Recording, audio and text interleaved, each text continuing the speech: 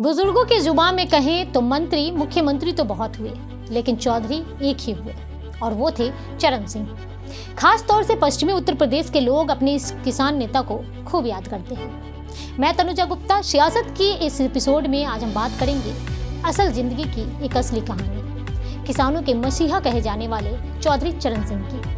एक किसान नेता के तौर पर मुख्यमंत्री से लेकर प्रधानमंत्री तक बने, लेकिन अपने पूरे राजनीतिक जीवन में किसानों के मुद्दे को उठाते रहे। यूपी के इटावा जिले में पैदा हुए चौधरी चरण सिंह को लेकर यूँ तो कई किस्से हैं, लेकिन उनकी जिंदगी के 3 ऐसे किस्से हैं जो उनके पूरे व्यक्तित्व को समझाने के लिए काफ़ी हैं। तो चलिए शुरुआत करते हैं चौधरी साहब की सादगी के किस्से से।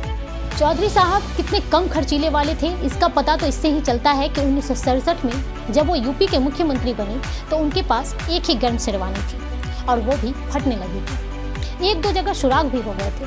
तब चौधरी साहब ने शेरवानी को रफ्फू के लिए दर्जी के पास भेज दिया।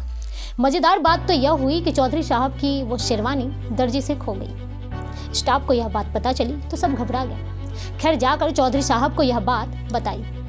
उन्होंने कहा कि दर्जी पर गुस्सा करना ठीक नहीं होगा, दूसरी सिलवा लेते हैं। ये शेरवानी जो 1967 में सिली, उसको उन्होंने 1978 तक पहना। चरण सिंह की शेरवानी का यह किस्सा राजेंद्र सिंह ने एक और कबीर नाम की किताब में भी लिखा है। चरण सिंह के इस किस्से के चर्चे भी खूब है।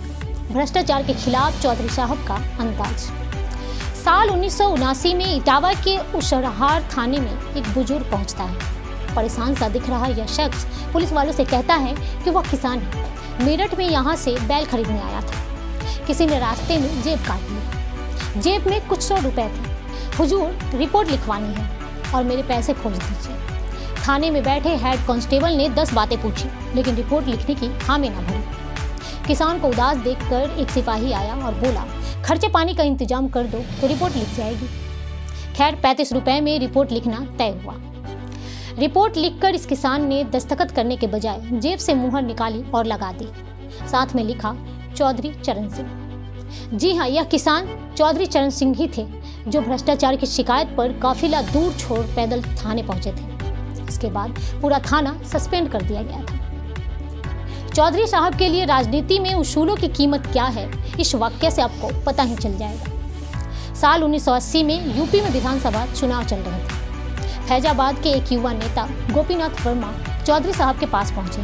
उन्होंने कहा कि प्रदेश अध्यक्ष ने मेरी जगह एक शराब कारोबारी का नाम टिकट के लिए तय कर दिया है। चौधरी साहब ने प्रदेश अध्यक्ष रामवचन यादव से गोपीनाथ वर्मा का नाम काटने की वजह पूछी। रामवचन यादव बोले, चौधरी साहब, शराब कारोबारी ने पार्टी को 9 लाख का चंदा दिया है, अब टिकट नहीं दे तो क्या करें। चौधरी साहब ने गुस्से में जवाब दिया, हम किसी शराब कारोबारी को नहीं लड़ाएंगे, जाकर उसके 9 लाख रुपए लौटा दो। इसके बाद शराब कारोबारी के पैसे लौटा दिए गए और शराब कारोबारी का टिकट भी काट दिया गया। ऐसे ही थे चौधरी चरण सिंह, जिनकी बातें और काम में कोई दुराव नहीं था। जो कहते थे वो करते भी थे। ऐसी कहानियां हम अक्सर टीवी सीरियल्स या फिल्मों में देखते हैं। एक राजा अपने राज्य का हाल चाल जानने के लिए बिल्कुल ही आम इंसान बनकर जाता है। ऐसा करने से उसके राज्य की असलियत सामने आती थी। कैसे कोई चोरी कर रहा हो या जनता से लूट मार कर रहा हो या फिर घूसखोरी कर रहा हो।